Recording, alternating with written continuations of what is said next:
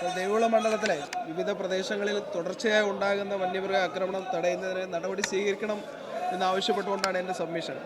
Sir, കഴിഞ്ഞ ഒരു വർഷത്തിനിടയിൽ മാത്രം ദേവികുളം മണ്ഡലത്തിൽ വന്യമൃഗ ആക്രമണം 7 ജീവനുകളാണ് നഷ്ടപ്പെട്ടിട്ടുള്ളത്. സർ, അടുത്തിടെ കഴിഞ്ഞ ഫെബ്രുവരി മാസത്തിൽ ചിന്നാർ വന്യജീവി സങ്കേതത്തിൽ വനസംരക്ഷണത്തിൻ്റെ ഭാഗമായി ഫയർ ലൈൻ വെട്ടിത്തെളിക്കുന്ന ജോലി ചെയ്യുന്ന ബിനു എന്നയാളെ കാട്ടാന ആക്രമിച്ച് കൊലപ്പെടുത്തി. സർ, പകലെന്നോ രാത്രിയെന്നോ ഇല്ലാതെ എല്ലാ സമയങ്ങളിലും ഈ വന്യമൃഗ ശല്യം രൂക്ഷമായിരിക്കുകയാണ്.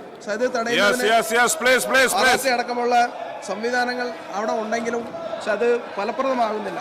ഈ കഴിഞ്ഞ മാസം പകൽ സമയത്ത് മൂന്നാർ ബോഡിമെട്ട് നാഷണൽ ഹൈവേ റോഡിൽ UK പൗരനായിട്ടുള്ള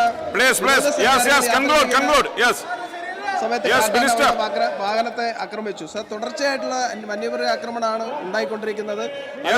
ആവശ്യമായിട്ടുള്ള ഇടപെടൽ നടത്തണമെന്നാണ് സാർ എന്റെ സബ്മിഷൻ.